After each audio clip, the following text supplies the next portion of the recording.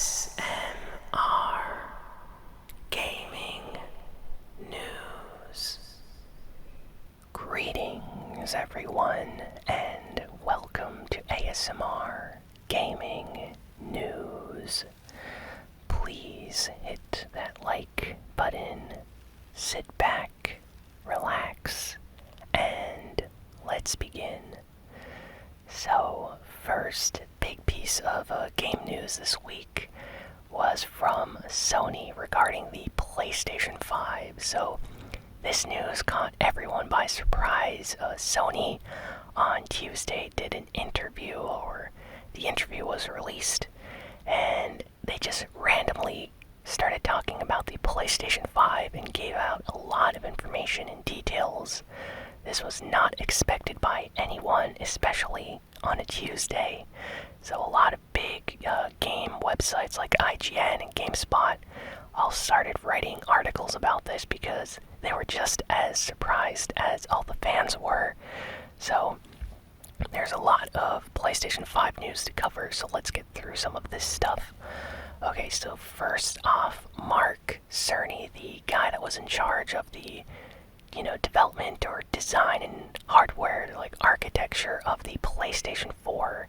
He's in charge of the PlayStation 5, so if you like the PlayStation 4, how, the internal parts were powerful enough to run a lot of your favorite games, well, he is working on the PlayStation 5 to make sure that the internal hardware is good enough for gaming and making sure that the components that they use will be okay for, future games as well, because the PlayStation 4 came out a while ago, and yet new PlayStation 4 games still look extremely good. So when they create a new system, they try to make, their hardware choices specific not only to the first, few years that the console launches, but for the future, so they don't have to release a hardware revision. So when he was asked about the price, he said that the PlayStation 5 would be accessible to gamers, so they're thinking of a price somewhere around where the PlayStation 4 launched, but possibly a little bit higher than that. So people are speculating that it's going to be maybe like $450, and other people are saying maybe like $499, but definitely somewhere around there. And I don't think Sony is going to go higher than that, just because the PlayStation 3, when it launched for like $600, that did not go over well with a lot of people, so I highly doubt that they're going to try to do that again. But then he got talking about like specifics of the hardware. The PlayStation 5 is going to be 100% backwards compatible with the PlayStation 4. So all your PlayStation 4 games, you will be able to play them on the PlayStation 5.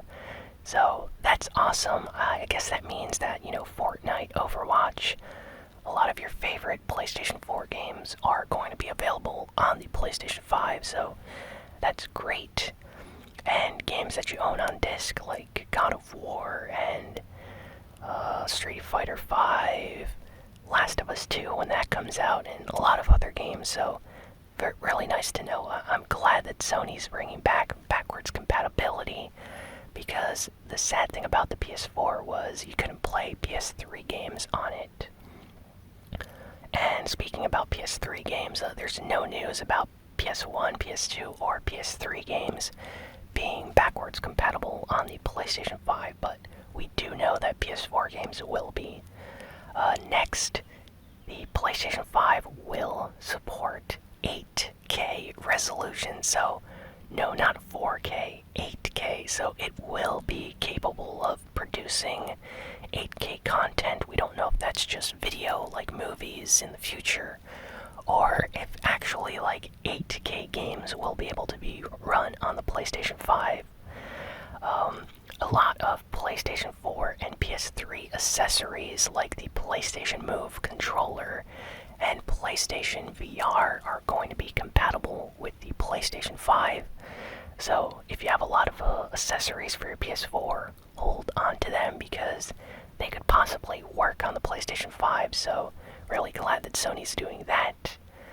And now let's get to the hardware. Now, not a lot was revealed about the, hardware specifications. They kind of want to keep those under wraps for now, mostly because, Microsoft and other hardware, competitors might try to copy them or make theirs slightly better, so Sony likes to keep that stuff a little bit hidden at this moment before it's officially revealed. But we do know that the CPU is based on AMD's RYZEN chips. It's going to be an 8-core processor, for the CPU. So that I have a AMD Ryzen 7, for PC, and it's amazing. So if Sony's going with something like that for the PlayStation 5, that's awesome. Their GPU is going to be based on AMD, their Radeon, I believe is how it's pronounced. I'm not really familiar with AMD's GPU. I mostly go with Intel's, NVIDIA graphics cards. But yeah, the GPU, what they're saying is this is going to be a very specific kind of set specifically designed for the PlayStation 5, and that it will allow for ray tracing in games. For those that don't know, ray tracing is kind of a big deal right now in the PC gaming community.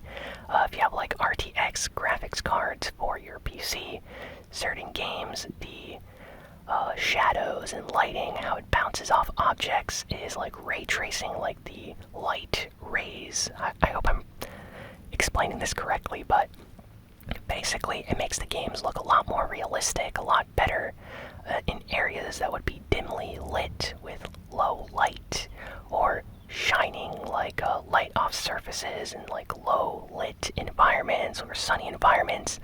Ray tracing allows a lot more realism to the graphics for games and stuff like that. So it's a really nice piece of tech that's going to be part of the PlayStation 5. So definitely Sony's going to be marketing that for future products, and I'm really excited about this. So it seems like they're going with a lot of AMD parts from what they revealed. And aside from that, the only other piece of hardware, specifics that they gave out was there are not going to be any hard drives in the PlayStation 5, so no HDD. Instead, it's going to come with an SSD, so solid state drives for the PlayStation 5. That's awesome. People have been complaining about, HDDs in the PS3 and PS4 because they're so slow for loading games. But now with an SSD in the PlayStation 5, games should load a lot faster, extremely fast. And that's going to be included in the PlayStation 5. Now, we don't know the size. Hopefully they include a decently sized SSD in the PlayStation 5, because if it's a small size, games are so big now that if you only have a small SSD in your PlayStation 5, people are going to be annoyed about that. And then again, high capacity SSDs, with a lot of memory, are more expensive. So I don't know exactly what Sony's going to do with this. Are they going to give us 1 terabyte SSDs? I highly doubt it, but maybe they're going to give us somewhere, something in between that, and then expect people to plug in an external hard disk, kind of like on the PlayStation 4. But either way, all of this stuff sounds amazing, and I can't wait to, see how the PlayStation 5 looks when it's officially revealed, probably at E3 this year, or maybe next year. I know it's probably going to launch next year, so Sony will probably have their official, own live-streamed conference sometime later this year where they unveil the PlayStation 5 for the first time. But I'm excited, and a lot of fans are too. So far, everything seems to be really positive that I've seen online regarding the, specs of the PS5. So it's definitely going to be powerful and run games very, very well. So yeah, now we have to see what Microsoft is going to do with their own, future Xbox model when that releases. And speaking of Xbox, Microsoft officially revealed the Xbox One S model without a disc tray. So for those that have been watching these ASMR Gaming News videos here on the channel, we've been talking about this for months now.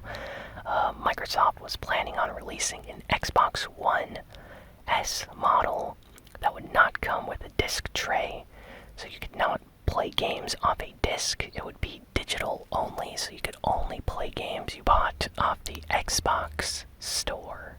So it's been revealed now. It's coming out on May 7th, so very, very soon. It's going to cost about $229 to $249 depending on the location. So honestly, that's a little bit high considering that it doesn't play, games off a disc.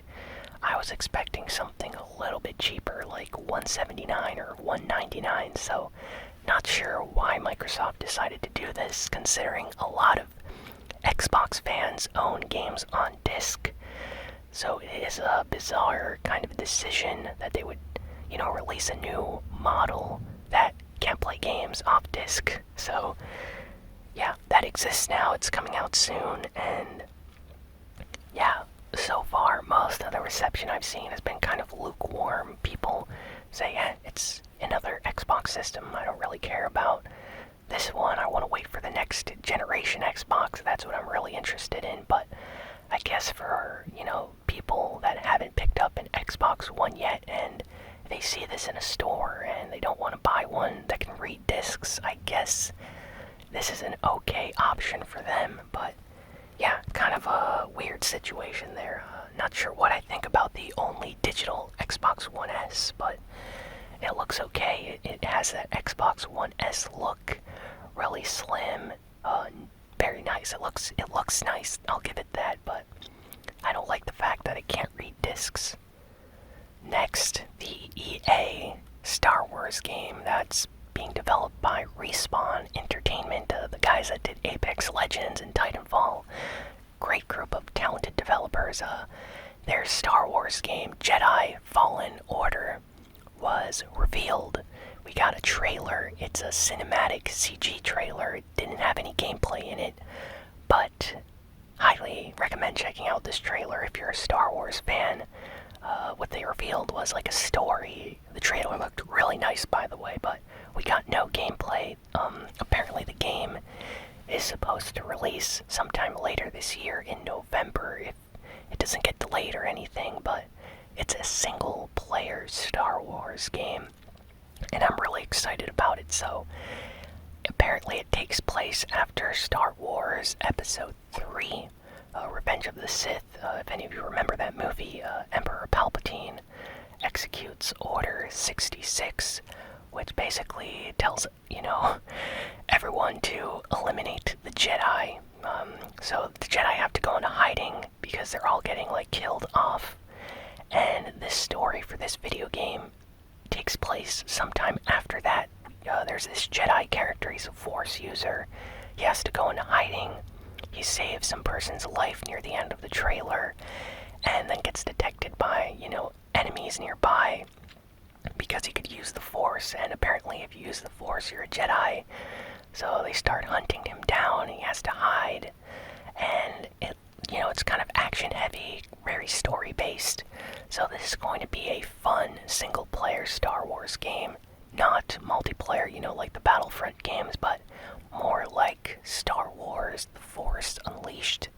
If any of you played that on Xbox 360 or PS3 when it came out, it's basically a single-player Star Wars game. There's lightsaber battles, you hack and slash your way through foes, and lots of enemies with your lightsaber, which is what I like in my Star Wars games. So yeah, gonna be looking forward to this one. Hopefully we get a gameplay trailer at E3 or something that actually shows footage from the game. But this was a nice cinematic trailer, so I recommend checking it out if you're a Star Wars fan. Next, Joker. The character from Persona 5 has been released in Super Smash Brothers Ultimate on the Nintendo Switch. So he was the first, Season Pass DLC character that was announced. He's finally in the game now after the latest update. Fans are extremely excited. He has really unique abilities. His moveset is pretty good. I've seen some tweets from pro-level, Smash Brothers players talking about how they're experimenting with some of his moves and how he is kind of OP. So, lots of positivity about his release in the game. He has his own stage, which is really nice if you're a Persona fan. The music is great too. Lots of really nice Persona music. His ultimate's unique as well. If you don't have the game, check out his ultimate attack on YouTube. But yeah, Joker from Persona 5 is in Smash Brothers now, and it's awesome. And additionally, as part of the update, they also released Stage Builder, so you can build your own stage in Super Smash Bros. Ultimate on the Nintendo Switch now. This was a feature that people were kind of worried, wouldn't be in the game, but no fear, Nintendo actually put it in the game now as part of the new update. But yeah, I'm really happy that Nintendo's doing this. I hope they continue updating and supporting the game with new modes. There's a lot of modes kind of missing from Super Smash Bros. Ultimate that other Smash games had. But I think I'm going to check out Stage Builder, maybe do a video on the channel where I, try to create my own stage. You can actually upload them online. You can explore other uploaded stages that other people have created. So it's really nice, being part of the community there in Smash Brothers and trying to build your own stage, have people play your own stage, stuff like that. So really, really nice feature, and I'm glad they added it. Next, rapper Logic is apparently going to be in The Last of Us Part 2. So an image came out that he was working behind the scenes in the game, like he's actually a character within the game. Now, we don't know any details about this. We don't know who he's going to be playing, if he's going to be a villain or a good character. Nothing. All we know is that Logic is in the game. Now, this doesn't come as a big surprise because Logic has always said that he loves video games. He plays video games all the time. And I guess he's a fan of the Last of Us games and the studio that develops Uncharted and Last of Us, so yeah, apparently he's going to be in the game. He likes Naughty Dog, and they invited him or got into contact with him some way, and he's going to be a character in The Last of Us Part 2, and that's all we know. We don't know anything else right now, but hopefully we get some more information revealed soon. And additionally, we have some more Last of Us Part 2 news. Naughty Dog just announced that they have finished recording all the story content for the game. So they kind of finished all the cutscenes and story moments. So now they have to just finish development. So not sure exactly what that means. I know if you played Last of Us, there's a lot of story content where they actually use mocap actors for the scenes. Well, they just finished doing all of that for Last of Us Part 2, so I guess that means the game is still a long ways off, possibly. I don't think we're getting a release this year, then maybe next year. But yeah, I'm happy to see that the game is progressing, and hopefully we get some kind of new trailer at E3 this year. And maybe, an actual release date would be nice as well, so can't wait for that. Next, Mortal Kombat 11 got a launch trailer this week, and it's awesome, man. It's a really good trailer. If you like fighting games, if you like Mortal Kombat, check out the new launch trailer that just came out. It features the original, a remixed version of the original Mortal Kombat theme.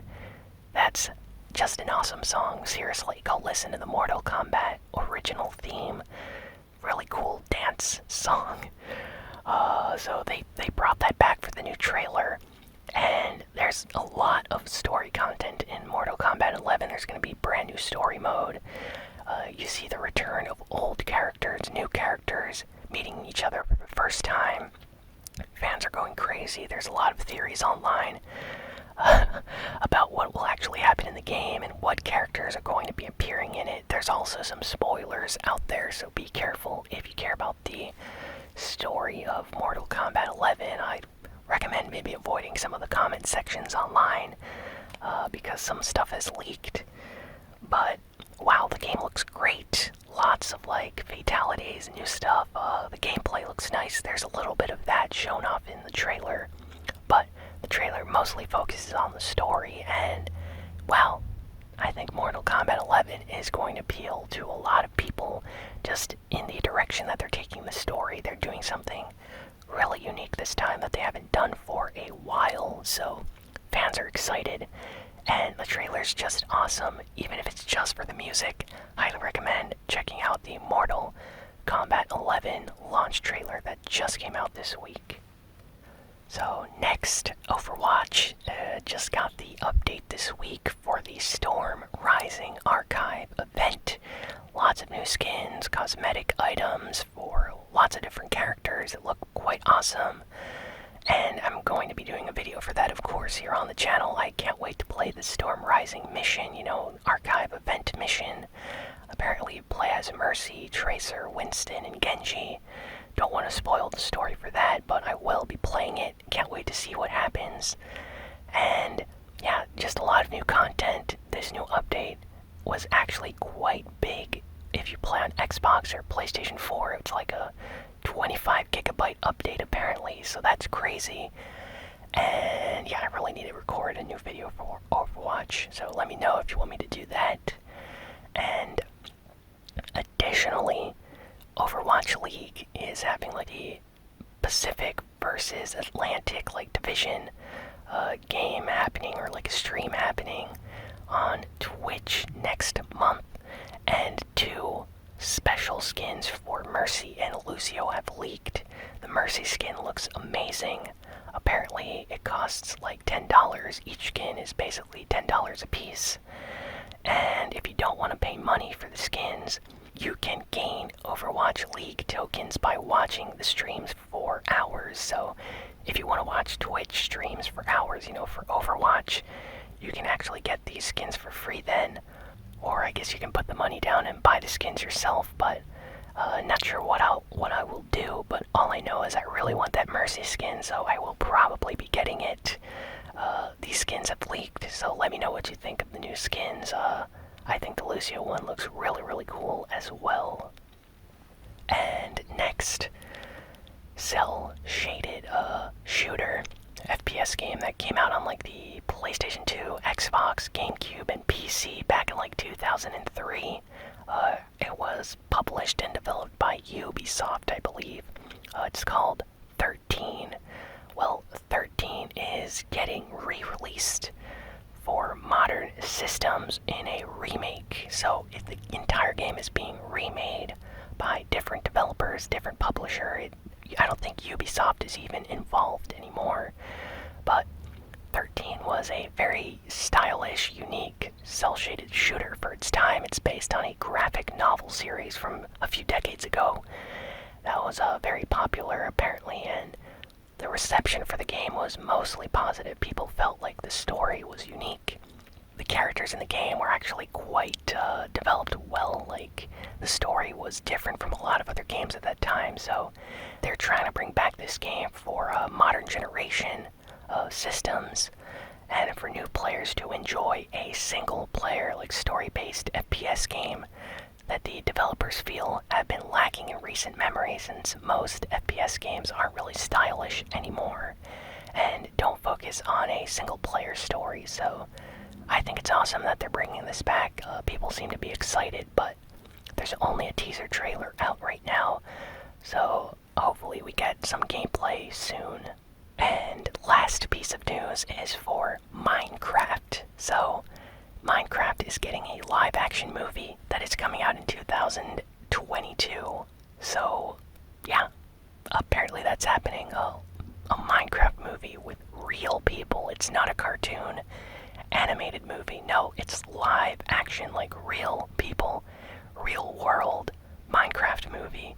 Not Not sure how that's going to work, but it's happening. It's coming out in 2022.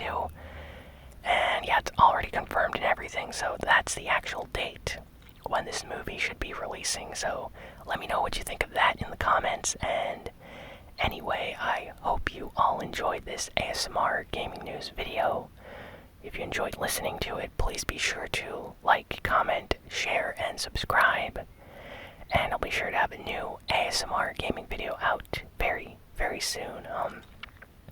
If you want to help support the channel, head on over to patreon.com/ASMRGaming. And with as little as $1 a month, you can help support the channel and the creation of videos just like this one. So definitely do that if you can. And yeah, thanks again for watching. I will see you all next time. So long and